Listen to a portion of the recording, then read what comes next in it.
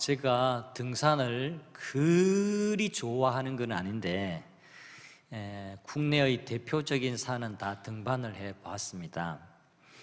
대학생 때 지리산 가서 1박 하고 이렇게 했고요. 설악산 등반, 단풍이 한참 우거질 때 10월에 새벽같이 가가지고 하루 종일 또 이렇게 등반하고 내려와서 집으로 온 그런 기억이 있고요. 소백산도 가봤습니다.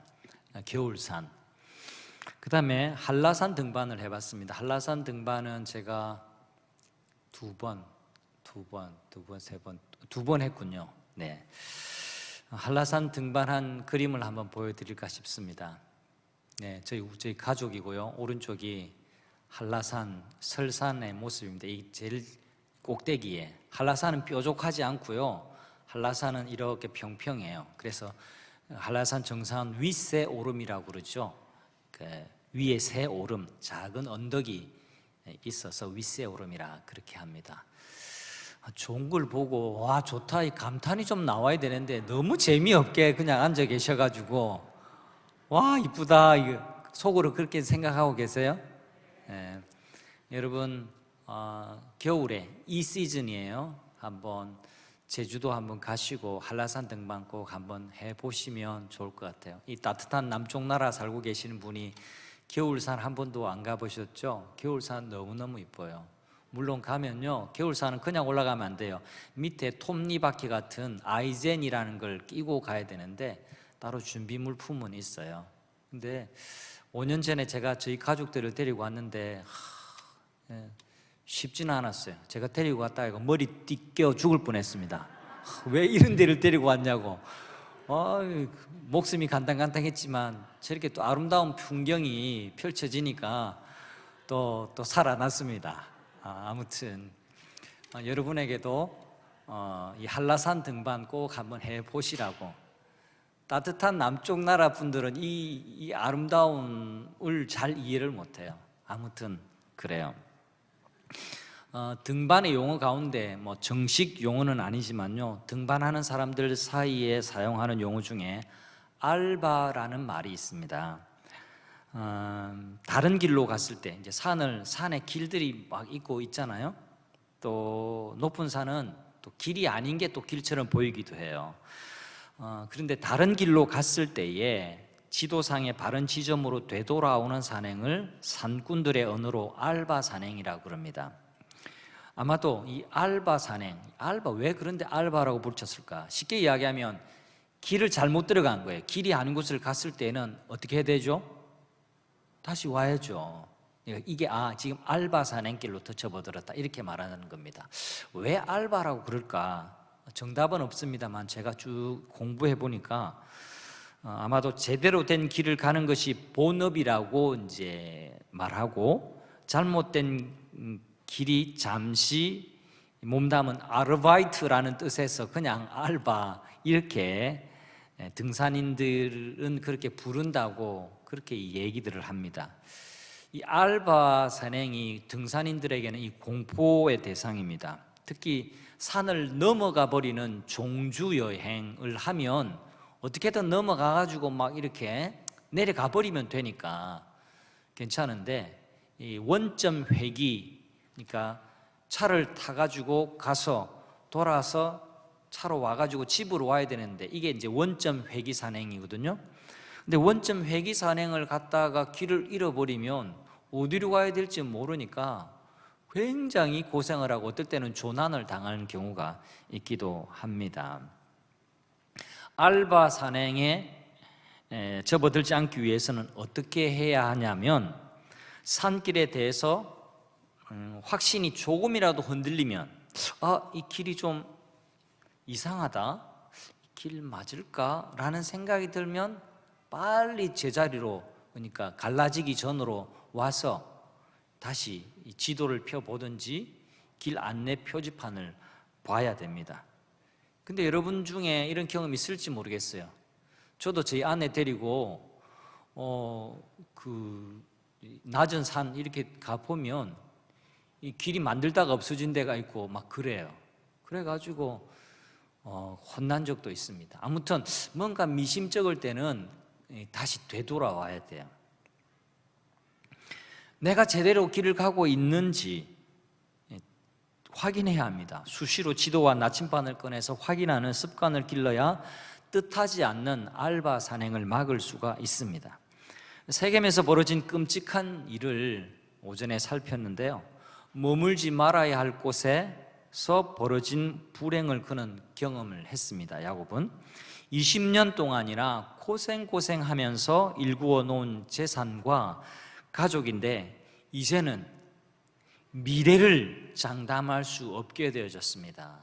그 주변 사람들이 벌떼같이 일어나 야곱의 가족들을 어떻게 하려고 하지 않을까요? 그는 당연한 일입니다. 하나님은 이렇게 두려운 상황 속에서 야곱의 입장에서 보면 불행의 끝자락이에요. 이 불행의 끝자락에서 다시 야곱에게 찾아오세요. 1절 다시 보겠습니다. 1절 같이 읽습니다. 하나님이 야곱에게 이르시되 일어나 베델로 올라가서 거기 거주하며 내가 내 형 에서의 낯을 피하여 도망하던 때에 내게 나타났던 하나님께 거기서 제단을 쌓아라 하신지라. 자, 34장을 읽은 지가 지금 몇 시간도 채 되지 않습니다. 34장의 그 혼란스럽고 끔찍한 그 어려운 상황을 이해하시죠? 그런데 35장에 그 사건 바로 뒤에 하나님이 다시 찾아오셨어요. 이게 은혜예요. 이걸 가리켜서 복음이라고 그럽니다. 우리가 하나님을 찾아가는 게 아니에요. 우리가 하나님을 먼저 사랑하는 게 아니에요. 하나님이 항상 우리를 찾아오시고요, 하나님이 우리를 먼저 사랑하세요. 그게 복음이에요. 1절에 보면 하나님이 야곱에게 베델로 올라가라 그렇게 말씀하십니다. 헤매다가 조난당하지 않고 무사히 원점 회귀해서 집으로 돌아오는 이야기, 야곱이 집으로 돌아오는 이야기가 35장의 이야기예요. 35장은 야곱의 인생의 후반을 압축해서 이렇게 설명해 줍니다. 9절 다시 보겠습니다. 9절 역시 한 번 더 읽어보겠습니다. 시작. 야곱이 밧단 아람에서 돌아오매 하나님이 다시 야곱에게 나타나사 그에게 복을 주시고. 자, 밧단 아람은 하란에 있는 구체적인 지명이에요. 우리가 대한민국 남쪽 지방 부산 요즘 직할시를 안 하고 뭐라고 그러죠? 광역시. 부산 광역시. 우리 부산 광역시의 반송에 살잖아요. 우리가 부산에 삽니다. 그보다 더 구체적으로는 반송에 삽니다. 인 것처럼 하란 땅의 밧단 아람에서 돌아온 거예요. 자, 9절 다시. 야곱이 밧단 아람에서 돌아오며 하나님이 다시 야곱에게 나타나사. 다시라는 말이 얼마나 감사한 표현인지 몰라요. 단 한 번 말고 다시 우리에게 찾아오세요. 다시 은혜를 주세요. 그래서 은혜 위에 은혜예요. 다시 용서해 주시고, 다시 은혜 베푸시고, 다시 이해해 주시고, 다시 품어 주시고, 그게 하나님의 사랑이에요. 야곱이 밧단 아람에서 돌아왔다. 이제 이 돌아왔다라는 표현이 나와요. 베델로 오니까 돌아왔대요. 그리고 하나님이 그에게 나타나서 그에게 복을 주시고, 이제 진정한 영적인 고향인 베델로 돌아오니까 하나님이 그에게 나타나서 복을 주셨다. 그렇게 말씀을 합니다. 35장은요, 야곱의 생의 마지막 사건을 파노라마처럼 압축적으로 보여주면서 마무리를 하고 있습니다. 35장은 이제 문학의 길이, 그러니까 글의 길이로 보면 짧은 내용이지만 시기로 보면 결코 짧은 시기가 아닙니다. 야곱의 인생에서 긴 시간을 차지하는 장이에요.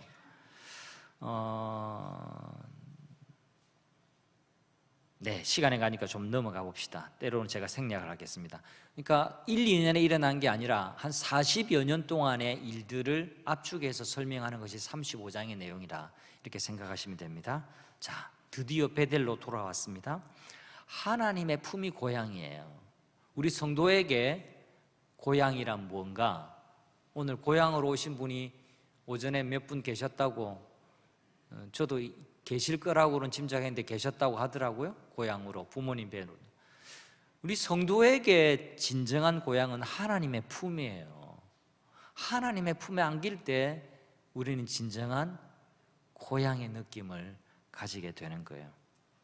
베델로 야곱이 돌아왔다? 이건 하나님 품으로 돌아왔다는 걸 말합니다. 자, 오전의 내용 기억해 봅시다. 34장에서는요 특이하게도 하나님이란 단어가 한 번도 사용되지 않았습니다.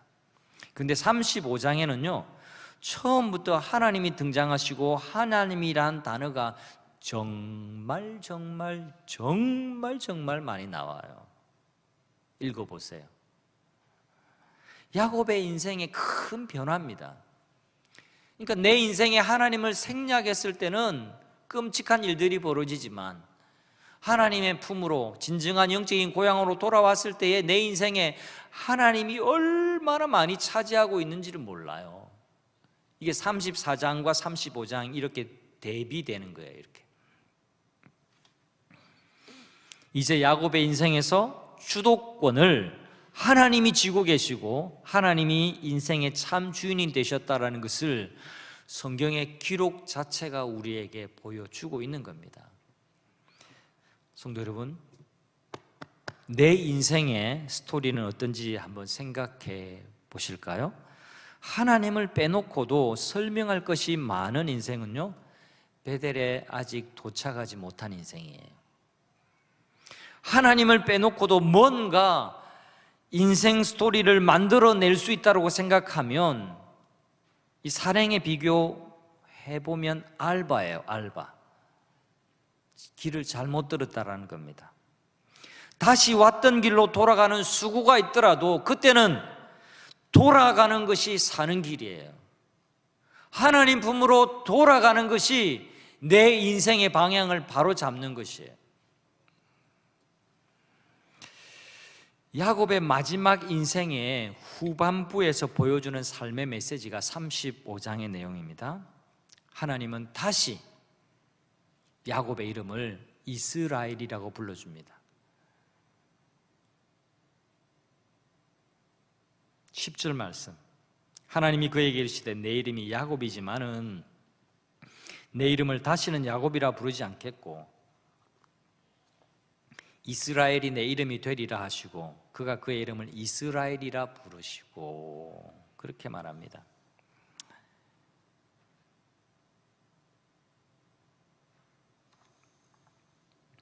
(35장은요) 이야기 전개 방식이 이래요. 오래전 이야기를 다루듯이 눈을 지그시 감고 추억을 들려주는 그런 폼이에요. 여기서는 야곱이 영적으로 그러니까 영적으로 깊이가 있어질 뿐만 아니라 삶을 바라보는 시선 또한 매우 깊이가 있어졌다는 것을 느낄 수가 있어요. 이 짧은 시간에 어떻게 이걸 다 설명할까? 한번 찬찬히 보세요. 오후에 오시는 분들, 오후에 예배 오시는 분들은 복 있는 사람하고 친하신 거죠? 그러신 거죠? 다음 달에는 몇 권이나, 3월달, 1, 2월이니까 3월 달에는 몇 권이 나갈지 한번 보겠습니다. 혹시 구입 못하신 분은 구입하세요. 커피 한 잔보다 쌉니다. 이야기할 때마다 내가 책 장사 같아가지고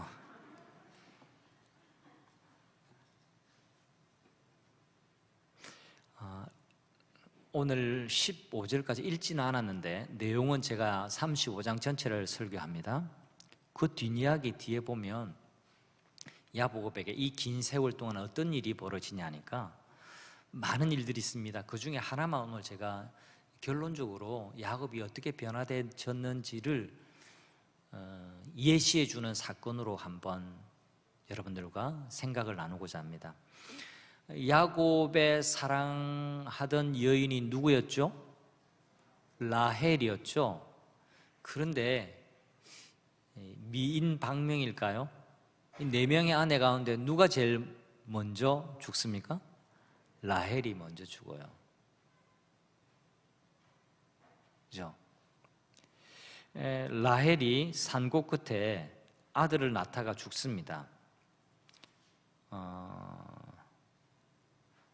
죽는데 레아가 먼저 죽었죠. 근데 그 먼저가 아니라 지금 중요한 건 라헬 이야기예요. 라헬이 산고 끝에 아들을 낳다가 오늘 죽는 이야기가 35장에 있습니다. 근데 라헬이 죽으면서 어떻게 죽냐니까 아들을 낳다가 죽었어요. 12번째 아들이죠. 낳으면서 그 아들의 이름을 벤호니, 이 책에도 이 설명 주석이 잘 되어 있습니다. 벤호니라고 지었어요. 벤호니가 뭐냐니까 내 힘에 겨워서 낳았다. 그리고 내가 이 아이를 못 키우는데, 이런 뜻이에요. 그러니까 슬픔의 아들이라는 뜻이죠. 이게 벤호니예요. 여러분, 내가 낳기는 낳았지만 내 품에 못 키운다니, 이게 엄마로서 본능적으로 얼마나 슬플까요? 그래서 그 이름을 지었을 겁니다. 그런데 야곱이 이름을 바꾸어요. 그랬으나 야곱은 벤호니를 베냐민이라고 짓는데, 베냐민은 내 오른손의 아들이라고 이름을 바꾸어 짓습니다. 자, 특징이 있습니다. 지금까지의 흥미로운 것은 아들들의 이름은 누가 다 지었어요? 이 4명의 여자들이, 이 2명의 진짜 주인 레아와 라헬이 그 아들들의 이름을 다 지었어요. 내가 이제 남편에게 사랑을 받으리라 하고 아들의 이름을 짓고, 이렇게 12아들의 이름을 지었습니다. 근데 특별히 12번째 아들의 이름은 야곱이 지어요. 이게 특별한 점이고요. 야곱이 이제 이름을 짓는 것도 달라진 점이기도 하거니와, 중요한 것은 야곱이 적극적으로 베냐민이라고 이름을 지었다라는 점이 매우 주목해 보아야 할 대목이에요. 아내의 생명과 맞바꾼 아들이니까 태어난 기쁨도 있었지만, 이 태어난 기쁨보다 아내의 죽음이 더 슬펐을 겁니다. 돌아서서 웃었을까요? 그렇지 않았을 겁니다. 얼마나 슬펐을까요? 자기가 7년을 수일같이 기다리고 결혼했던 그 여인인데 너무너무 슬펐을 겁니다. 너무너무 사랑했던 여인입니다. 근데 놀랍게도 야곱이 이 슬픔의 이름을 보호와 은혜의 이름으로 바꿔요. 내 오른손의 아들. 죽음이 아니라 생명의 시각으로 슬픔에 잠겨 있으면서도 슬픔 너머에 하나님의 관점으로 들여다보기 시작한 겁니다. 여러분, 이 슬픔 너머에 하나님의 관점으로 모든 일들을 바라보시면 그것은 은총이 되고 축복이 되는 줄 믿습니다. 여러분, 생각해 보세요. 우리도 이름을 지어가면서 살아요. 이름을 지으면서 살아요. 하나님이 모든 짐승들을 만드시고 최초로 사람들에게, 이게 아담에게 이끌어 오셨을 때 아담이 하나하나 말하는 것, 하나하나 이름 지어주는 것이 그때부터 그 동물들의 이름이 되었다라고, 그렇게 창세기 2장 19절은 말씀하고 있습니다. 사람에게 주신 독특한 능력과 특징이 바로 이름 짓기 능력이라고 할 수 있는데요, 이름을 짓는다라는 것은 무엇을 의미할까요? 사물이나 사건을 규정하는 행동이에요. 딱 규정하고 이름을 짓는 것. 내 앞에 놓여진, 또 나에게 일어난 사건을 어떤 의미로 받아들이느냐 하는 것이 바로 이름 붙이기입니다. 우리가 만난 사건에 우리는 이름을 붙입니다. 비극이라고, 희극이라고, 코미디라고, 어이가 없네, 이렇게 우리는 이름을 짓잖아요. 제일 뜨거운 바다가 뭐라고 아시죠? 열바다. 이게 제일 뜨거운 바다래요. 열받아. 우리가 겪는 사건 앞에 열받아. 열받은 의미로 받아들이면 우리는 거기에다가 이름을 붙이는 겁니다. 아, 이거 지금 열받는 거다. 실망스럽다. 절망적이다. 괴롭다. 이런 의미로 내게 다가오는 사건을 받아들이면 우리는 그렇게 이름을 지으면서 살아가는 겁니다. 규정 짓고 살아가는 겁니다. 너무나 유명한 시죠. 김춘수 시인의 꽃이라는 시에서 우리는 이름 짓기라는 것, 이게 우리의 일상이라는 것을, 또 이름 짓기라는 그 의미를 알 수 있습니다. 시인은 이렇게 말하죠. 내가 그의 이름을 불러주기 전에는 그는 다만 하나의 몸짓에 지나지 않았다. 내가 그의 이름을 불러주었을 때 그는 내게로 와 꽃이 되었다. 좀 더 우아하게 이 낭송을 해야 되는데 너무 건조하게 했네요. 내가 그의 이름을 불러주기 전에는 그는 하나의 몸짓에 불과했다. 그가 누군지는 이제 상상에 맡기는 거예요. 그가 사람일 수도 있고, 그가 어떤 상황일 수도 있고, 어떤 환경일 수 있습니다. 내가 그의 이름을 불러주었을 때에, 내가 이름 짓기를 했을 때에 그는 내게로 와서 꽃이 되었다. 내가 좋은 이름을 불러, 내가 긍정적인 이름을 불러주고, 내가 아름답게 규정했을 때에 그것이 놀랍게 내게 꽃이 되었다. 벤혼이였지만 내가 그의 이름을 베냐민이라고 불러주었을 때에 놀랍게 그는 하나님의 은총과 보호가 되었다. 이런 겁니다. 여러분, 상황 그대로 이름 짓는 것은 라헬이 한 방식이라고 한다면, 야곱처럼 그 상황 너머의 소망을 바라보면서 새로운 오른손의 이름, 새로운 베냐민이라는 종류의 이름을 새로 짓는 것이 은혜 받은 사람의 모습입니다. 성도 여러분, 기억하시기를 바랍니다. 내가 결정하고 받아들이는 그 감정이 내가 이름 짓는 겁니다. 감정 없이 어떻게 살겠습니까? 저도 화날 때가 있어요. 전혀 여러분이 그렇게 생각을 안 하실 수 있지만 저도 열받을 때가 있어요. 열받을 때 있다고요. 지금은 제가 굉장히 용기를 내서 하는 말입니다.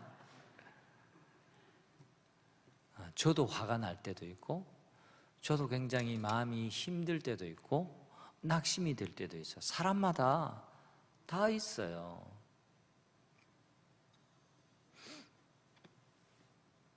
근데 내가 받아들이는 그 감정이 내가 이름 짓는 겁니다. 여러분, 우리가 감정 없이 어떻게 살겠습니까? 우울해질 때가 있습니다. 축 처질 때가 있습니다. 사람마다 걱정 인형이라는 게 필요할 때가 있어요. 갑자기 걱정이 되는 거예요. 걱정하지 말아요, 이 노래 부르기도 하고, 염려하지 말라라는 성경 구절은 알기도 하지만 괜히 자꾸 걱정이 될 때가 있어요. 그때는 걱정 인형 안고 자면 걱정이 없어질라나 이런 생각이 들 만큼 걱정이 몰려올 때가 있습니다. 그럴 때 다시 이름 짓는 게 필요해요. 나의 베냐민을 찾아야 됩니다. 베노니, 이 베노니가 아니라 나의 베냐민을 그때 찾는 거예요.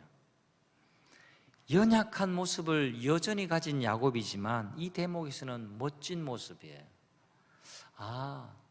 이제 여러 인생의 풍상을 겪고 난 다음에 야곱이 정말 자기 고향으로 돌아오고 난 다음에 정말 이스라엘처럼 보인다라는 대목이 아닐 수가 없습니다. 저도 속으로 좀 미안해요. 이때까지 야곱 되게 뭐라 했거든요, 설교하면서. 근데 35장에서 야곱 이야기 하려 하니까 마음이 좀 편해집니다. 여러분, 35장은요 회고록 같은 느낌입니다. 우리에게는 살아온 날과 살아갈 날이 있습니다. 살아온 날을 되돌아보면서 동시에 살아갈 나를 내다보면서 이렇게 고백하시길 바랍니다. 하나님만 바라봅니다. 하나님만 바라봅니다. 오늘 중요한 11절도 한번 읽을게요. 10절은 그의 이름을 이스라엘이라 부르시겠대요. 다시는 야곱이라고 안 부르시겠대요. 11절 같이 읽습니다. 하나님이 그에게 이르시되 나는 전능한 하나님이라 생육하여 번성하라. 한 백성들의 총회가 내게서 나오고 왕들이 내 허리에서 나오리라. 백성들의 총회가 내게 나오리라. 이 말은 원어 이야기 그냥 접어두고 신약적으로 표현하면 교회가 한 민족이 내게 나올 것이다. 네 허리에서 한 민족이 나오게 될 것이고 한 공동체가 나오게 될 것이고 신약적으로 말하면 그 에클레시아 교회가 내게서 나오게 될 것이다. 그렇게 말씀을 하세요. 얼마나 영광스럽고 감사한 일인지 몰라요. 하나님이 주 예수님께서 베드로에게 말씀하셨어요. 베드로에게 내가 내 위에 교회를 세울 것이다. 이건 베드로가 뭐라고? 근데 베드로가 흠이 없었나요? 완벽했습니까? 그렇지 않아요. 좌충우돌이에요. 이 말씀 듣고도 베드로는 예수님 부인하고 도망가기도 했습니다. 그런데 베드로의 그 신앙의 고백을 들으시고 하나님이 내가 너 위에, 베드로라는 인간 위에가 아닙니다. 주는 그리스도시요 살아계신 하나님의 아들입니다 라고 고백했던 그 고백 위에, 너의 고백 위에 내가 내 거룩한 교회를 세우겠다, 그렇게 말씀하세요. 이게 하나님의 은혜입니다. 우리의 부족함에도 불구하고 우리에게 은혜 위에 은혜를 더하셔서 우리의 삶을 변화시키셔서 끝까지 붙드시면서 우리에게 놀라운 축복을 주시는 것이 우리 하나님 아버지의 마음이라는 겁니다. 여러분, 우리의 반응이 무엇이 되어야 될까요? 35장의 전체의 야곱의 모습 가운데서 또 다른 언어로 말하자면 야곱은 끊임없이 하나님만 바라봅니다. 하나님, 내 인생에 또 다른 색깔의 슬픔이 다가왔네요. 하지만 하나님, 받아들이겠습니다. 내가 이 상황 속에서 이 외로움과 절망과 아픔 너머에 있는 하나님의 축복과 하나님의 소망을 바라보겠습니다. 슬픔의 아들이라고 안 부르겠습니다. 내 오른손의 아들이라고, 하나님의 오른손에 붙들린 아들이라고 제가 그렇게 부를래요. 하나님, 제가 하나님을 바라봅니다. 이렇게 고백하고 있는 것이 35장의 내용입니다. 하나님은 선하신 분입니다. 하나님의 마침표는 언제나 선하실 줄 믿습니다. 나에게 넘치도록 지금까지 축복해 주셨죠. 하나님, 내 남은 인생도 하나님이 축복해 주실 것을 믿습니다. 우리가 야곱처럼 이렇게 고백할 수 있다면 우리는 지금 제대로 집으로 돌아가고 있는 겁니다. 아직 알바 신앙생활 하고 있다면, 길을 잃고 헤매고 있다면 다시금 하나님께로 돌이키고, 하나님, 나 이제 돌아가요. 이제 내 영적인 고향인 하나님께로 돌아갑니다. 하나님만 바라보고 살겠습니다. 주님, 이렇게 고백하는 모든 성도들이 되시기를 우리 주님의 이름으로 축원합니다. 우리 오전에 불렀던 그 찬양 다시 합니다. 예수 사랑합니다. 이 찬양 다시금 부르면서 주님께 우리의 고백을 올려드리기를 원합니다. 예수 사랑합니다.